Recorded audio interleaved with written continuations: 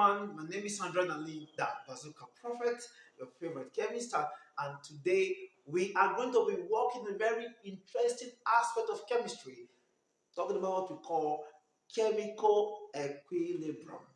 Chemical equilibrium. Now, in this video, I'm going to be teaching you the theoretical aspects because like there is no way I'm going to be taking you the calculations without first making you to understand some basics of what is called chemical equilibrium and its properties.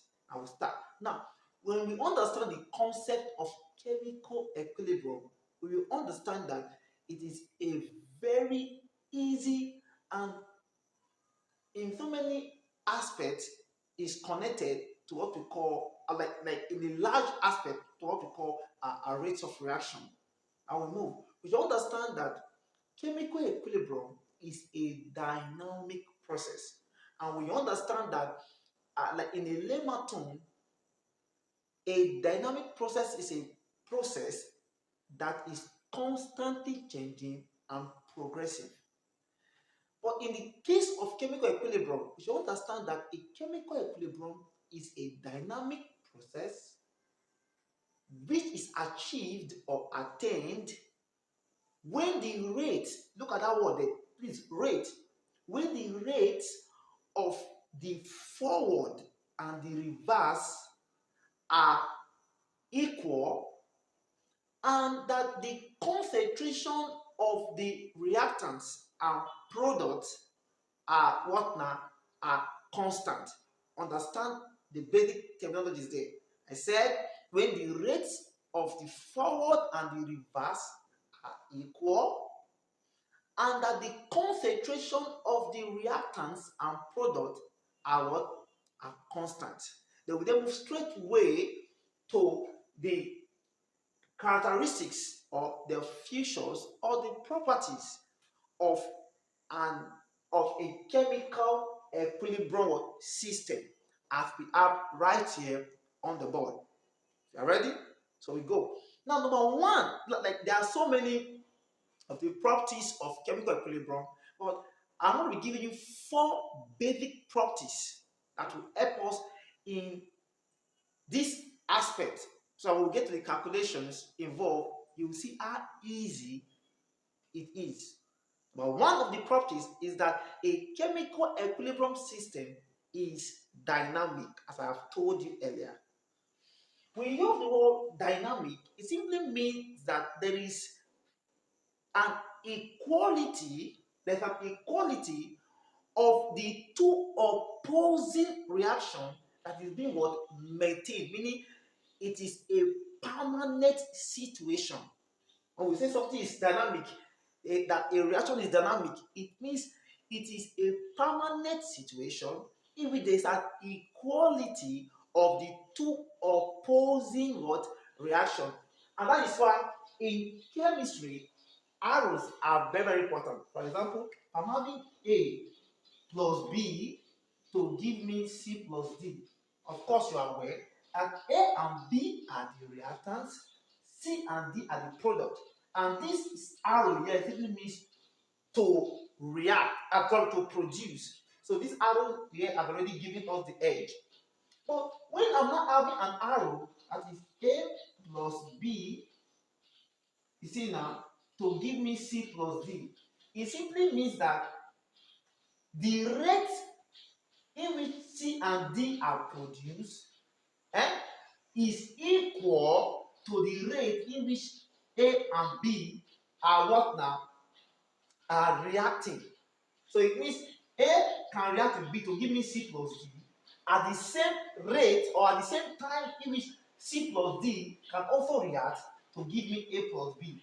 That is why this arrow is a dynamic equilibrium arrow, showing you or telling you that the rate of the forward and the backward or the reverse are equal. That's number one, the dynamic process. Number two is that generally the system moves towards an equilibrium state spontaneously. I repeat, generally, one of the properties of A chemical equilibrium system is the system moves towards equilibrium spontaneously. I'll explain. Now, we will understand this idea when we get to what we call Le Chatelier's principle, in which when a system is being acted upon by external force, there can be an upset, there can be a distortion in the system. But when that system is then left undisturbed, what happens? The reaction or the system then come to an equilibrium state or attain an equilibrium state. And on that very note, we say that the system has moved towards equilibrium.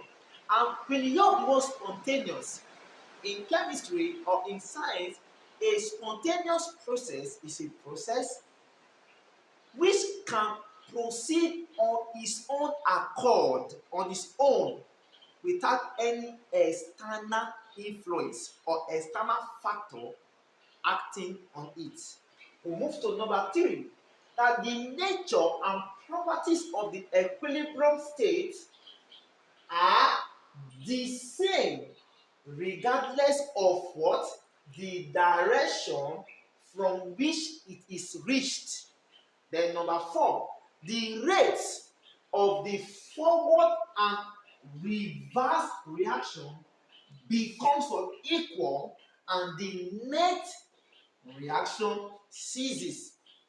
I repeat, the rates of the forward and the reverse are equal or becomes equal and the net reaction ceases.